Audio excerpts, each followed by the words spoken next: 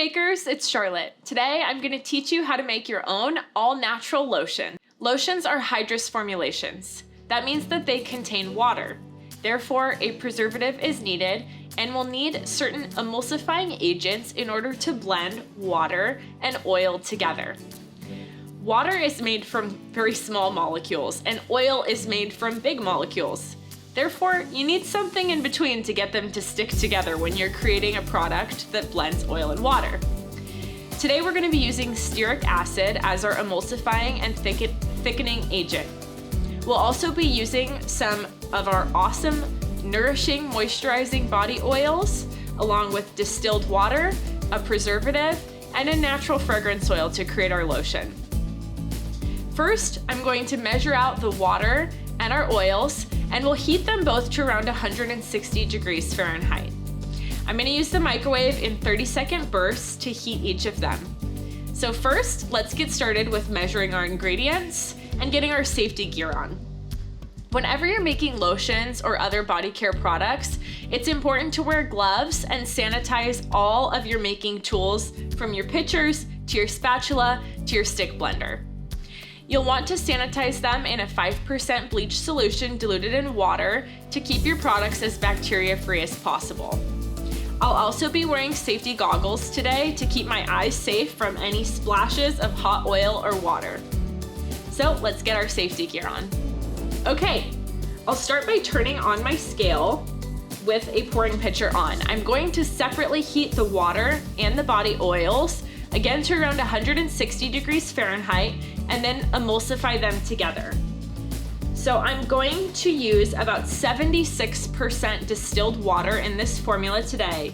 It's important to use distilled water to keep your product free from bacteria.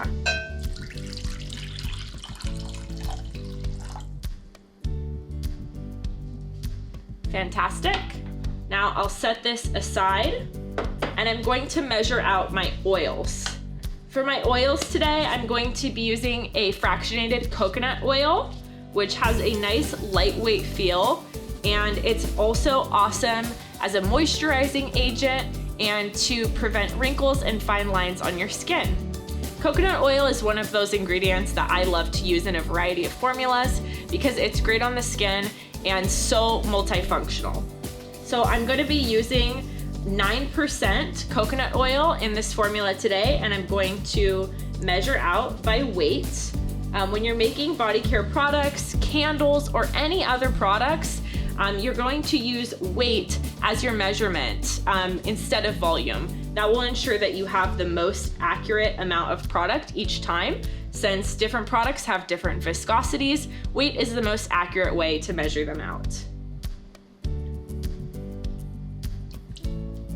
Perfect.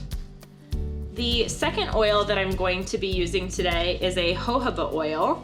And jojoba oil is great on skin, hair, has a variety of benefits.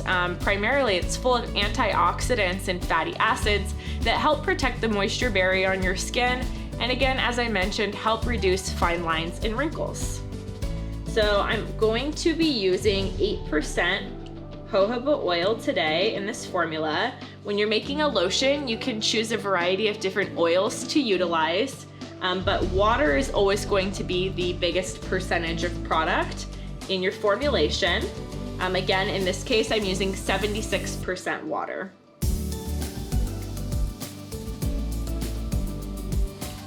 Okay, beautiful. Now I'm going to separately heat up both the water and the oils to 160 degrees.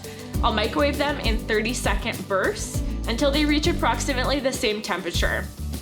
If you have trouble with keeping them at the same temperature, I like to use a towel or other heat kind of protectant device to avoid my oils or waters from cooling too quickly. So let's get these products heated up and we'll be right back. Next, I'm going to be adding in our stearic acid. Stearic acid is going to be the emulsifying agent that we're using in this recipe, and it's a naturally occurring fatty acid that helps act as a thickening and emulsifying agent in body care formulas like lotions and other hair care products as well.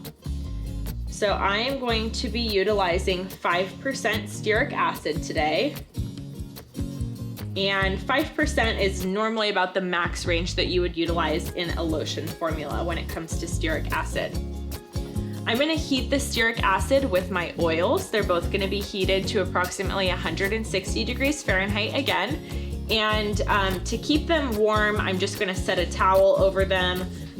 You wanna maintain close to 160 degrees Fahrenheit for both your water and your oils when you pour them together and begin to stick blend them.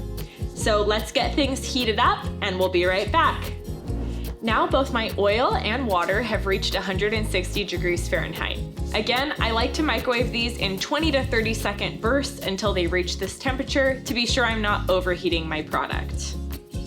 I'll remove my thermometer and using a heat-safe glove, I'm now going to pour my oils into the water.